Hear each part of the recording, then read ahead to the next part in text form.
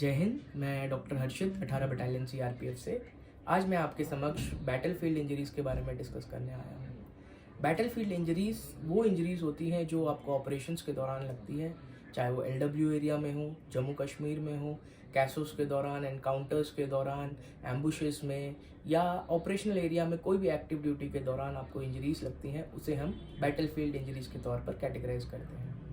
Oxford की एक study के अनुसार 80% of the death battlefield injuries में ब्लीडिंग की वजह से होती है, और अगर हम ब्लीडिंग को रोकना सीख जाए तो 80% ऑफ द डेथ प्रिवेंटेबल है depending upon the severity of the case. हमारे एमआई रूम में और फर्स्ट एड बॉक्सेस में कुछ इक्विपमेंट्स प्रेजेंट होते हैं जो ब्लीडिंग कंट्रोल में काम आते हैं, जिनका विवरण कुछ इस प्रकार से है। Tourniquet, axiostatic hemostatic patch, Israeli bandage, sterile gauze, bandages, scissors. इन इक्विपमेंट्स का यूज़ करके हम ब्लीडिंग को कंट्रोल कर सकते हैं, और आज हम इनका लाइव डेमो पेशेंट पर देखेंगे। फर्स्ट ऑफ ऑल हम एक्सियोस्टैट हीमोस्टैटिक पैच के बारे में जानेंगे।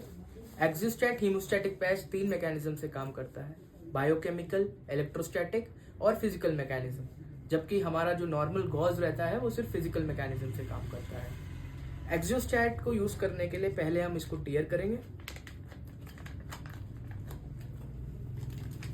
और अंदर से एक्सियोस्टैटिक गॉज को निकालेंगे। ये कुछ इस प्रकार से दिखता है। अभी हमारे पास एक पेशेंट है जिसके पैर पे इंजरी है और ब्लीडिंग पॉइंट है, चाहे वो बुलेट इंजरी हो और अदर ट्रॉमा हो। जैसे कि आप देख सकते हैं यहाँ पे, जब भी हमारे पास कुछ ऐसा पेशेंट आता है तो हम एक्सियोस्टैट को कुछ इस प्रकार से ब्लीडिंग पॉइंट के ऊपर रखेंगे और 2 मिनट अच्छे से प्रेशर अप्लाई करेंगे। 2 मिनट अच्छे से प्रेशर अप्लाई करने के बाद इसको बैंडेज से सिक्योर करेंगे।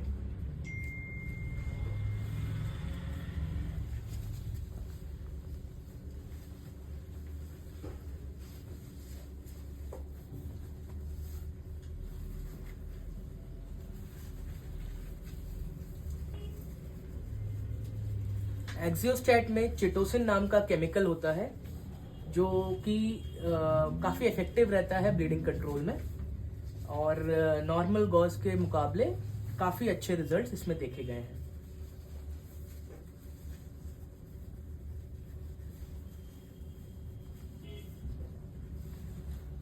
ब्लीडिंग पॉइंट के ऊपर और नीचे से हम लेंगे ताकि बैंडेज काफ़ी अच्छे से सिक्योर रहे।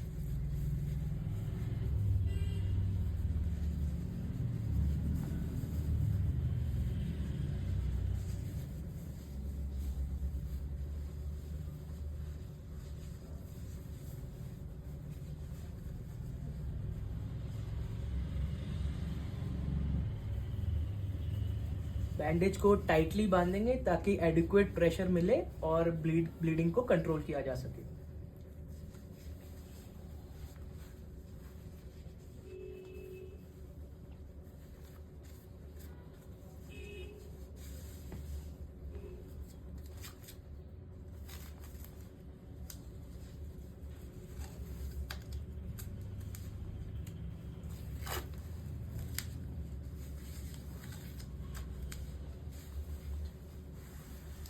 तो इस प्रकार से एक्सियोस्टैट हीमोस्टैटिक पैच के इस्तेमाल से हम ब्लीडिंग को कंट्रोल कर सकते हैं। नेक्स्ट है हमारा इजरायली हेमरेज कंट्रोल बैंडेज। इसके 4 कंपोनेंट्स हैं: elastic bandage, sterile gauze, pressure applicator और क्लोजर बार। ये चारों ही इसी इक्विपमेंट में आते हैं और जिसकी वजह से एक इफेक्टिव हेमरेज कंट्रोल मिलता है। प्रेशर एप्लीकेटर से 30 पाउंड्स तक का प्रेशर वूंड पे अप्लाई हो जाता है। इसका इस्तेमाल कुछ इस प्रकार से है। पहले हम टियर करेंगे, टियर करके अंदर एक और वैक्यूम सील्ड कवर मिलता है जिसको भी हम टियर करेंगे और जो हमारा बैंडेज है उसको निकालेंगे। कुछ इस प्रकार से ये बैंडेज दिखता है। इसको हम उसी पेशेंट में जिनके लेग पे वूंड था और ब्लीडिंग पॉइंट था उसी में अप्लाई करेंगे। ये जो प्रेशर एप्लीकेटर जिसकी बात मैं कर रहा था वो वूंड के डायरेक्टली ऊपर आएगा इस प्रकार से। हम इसको रोटेट करेंगे, अच्छे से प्रेशर अप्लाई करके, इलास्टिक बैंडेज है तो अच्छे से प्रेशर अप्लाई करके और वापसी मोड़ेंगे।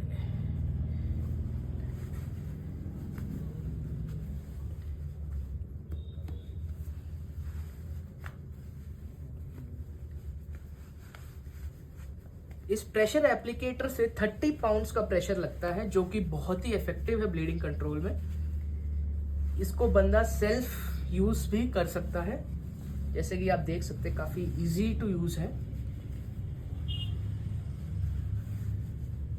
एंड ऑफ द ड्रेसिंग एक क्लोजर बार आपको दिखेगा, जो कि इस बोन को सील करने के लिए काफी यूजफुल रहता है।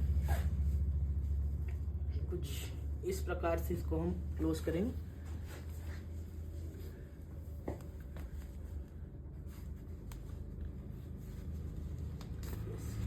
अब ये वूंड बिल्कुल सील्ड है और ब्लीडिंग कंट्रोल के लिए काफ़ी हेल्प करता है। नेक्स्ट, अगर हमारे पास ना एक्सियोस्टैट है ना इजरायली बैंडेज है तो क्या करेंगे? ब्लीडिंग कंट्रोल के लिए जो कॉमन इक्विपमेंट्स होते हैं जैसे कि टॉर्निक्वेट, स्टेराइल गॉज, बैंडेज, इनकी मदद से भी हम ब्लीडिंग को कंट्रोल कर सकते हैं। ब्लीडिंग कंट्रोल के लिए जहाँ भी ब्लीडिंग पॉइंट है उसके 2 इंच ऊपर हम लोग टॉर्निक्वेट को अप्लाई करेंगे, अच्छे से प्रेशर को अप्लाई करेंगे।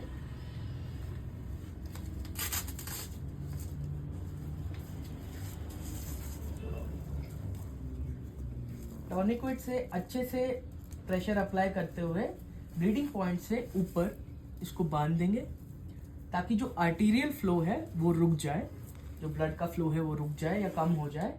ऐसा प्रेशर, इतना प्रेशर टॉर्निक्वेट में अप्लाई होना चाहिए कि आपकी जो डॉर्सालिस पीडिस आर्टरी है उसका पल्सेशन आपको फील नहीं होना चाहिए, या फिर जो भी डिस्टल आर्टरी है उसका पल्स आपको फील नहीं होना चाहिए। उतना प्रेशर आपको अप्लाई करना रहेगा। उसके बाद हम स्टेराइल गॉज लेंगे और उसको ब्लीडिंग पॉइंट के ऊपर रखेंगे और इसको बैंडेज से सिक्योर कर लिया जाएगा, अप्लाइंग इफेक्टिव प्रेशर, जिसको हम प्रेशर बैंडेज भी बोलते हैं।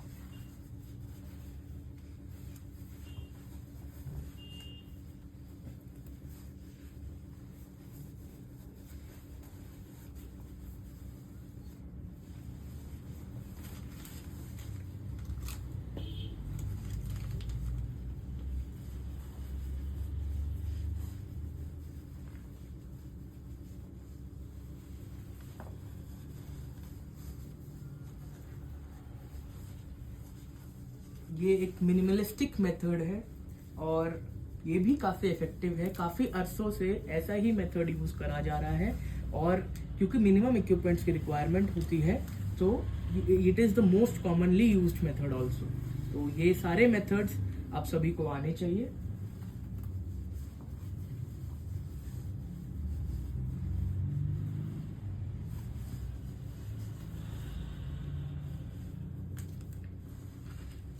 जी सर।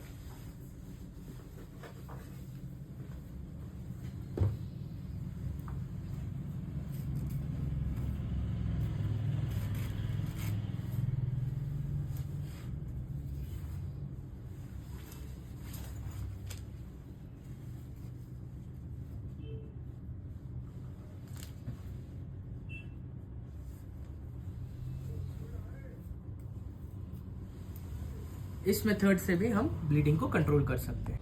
तो आज हमने 3 मेथड सीखे जो ब्लीडिंग कंट्रोल में काम आते हैं।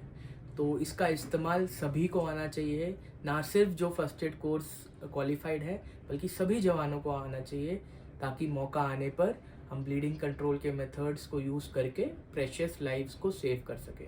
जय हिंद।